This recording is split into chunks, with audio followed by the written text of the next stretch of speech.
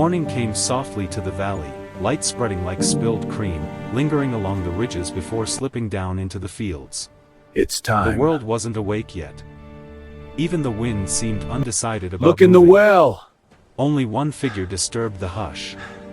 She walked the same path she always did, slow, unhurried, as though speed had never done her any favors. A woman in a faded blue dress, boots worn thin at the heels, carrying a dented tin bucket wrapped with cloth where the handle burned the skin.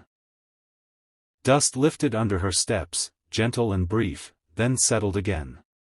She stopped at the well and leaned forward, resting her forehead against the rough stone rim. Not in prayer. Not in rest. Just breathing, as if she'd come not for water, but to remind herself she was still allowed to be here. From the porch of his ranch house, Eli watched. He'd seen her every morning for nearly a month. Same hour. Same path. Same silence. She never glanced toward the house, though she had to know someone lived there. Her hair, sun-bleached and the color of overripe wheat, was tied in a loose braid that unraveled by the day. Her frame was slight, but her posture wasn't. Not a beggar's. A survivor's. That steadiness unsettled him.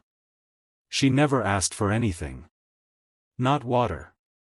Not shelter. Not even acknowledgement.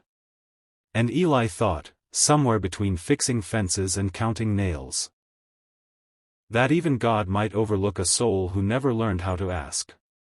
He told himself he only watched because routine made the days easier.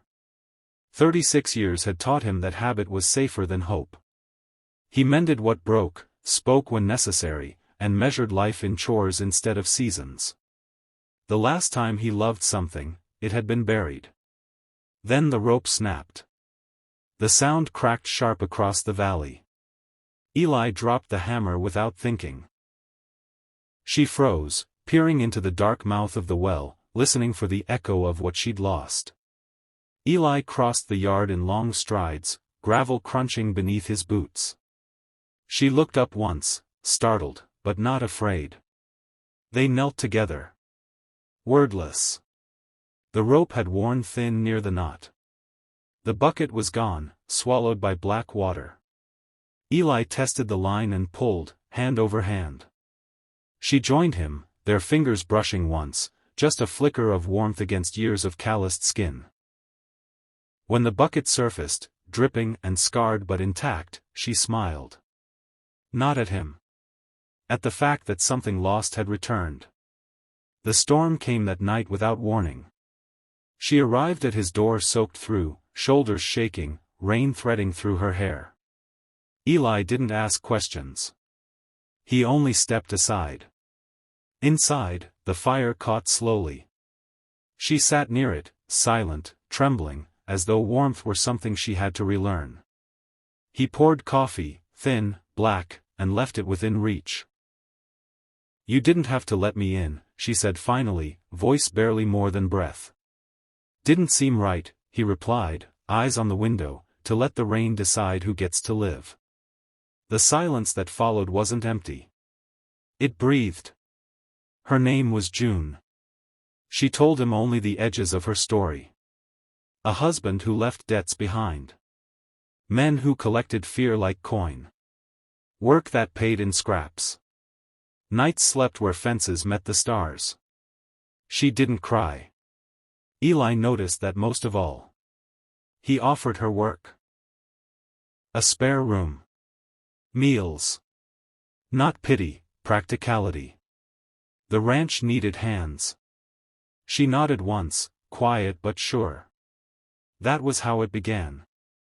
Her presence folded into his days like sunlight through old shutters. She swept the porch. Mended shirts. Hummed while cooking beans. At first, the sound bothered him, it felt too alive for a house that had grown used to stillness. Then one day, he caught himself listening for it. In town, the whispers came fast. A wanderer. A woman with no past worth keeping. The preacher's wife crossed the street to avoid her. One afternoon, June returned pale, hands shaking as she unpacked flour. "You don't owe anyone." Your head bowed, Eli said. "I bow to no one," she answered softly. "It still hurts." Autumn arrived sharp and uninvited.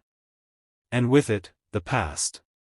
A wagon rolled in one afternoon, wheels rattling like bad intent. A man jumped down, unsteady, mean-eyed. "That's my wife," he spat. "By law." "She doesn't look owned," Eli said calmly. The man lunged. June stepped forward first. "You left me starving," she said. "You don't get to claim what you abandoned." Eli took one step. That was enough. The man backed away, pride dragging in the dirt behind his wagon. When the dust settled, June trembled, fear tangled with something freer. Eli didn't touch her. He only said, "You're safe here." Later, she retied the well rope with steady hands. "It's full again," she whispered. "So is the house," he said. The next morning, she walked the path once more. But the well no longer belonged to solitude. And neither did they.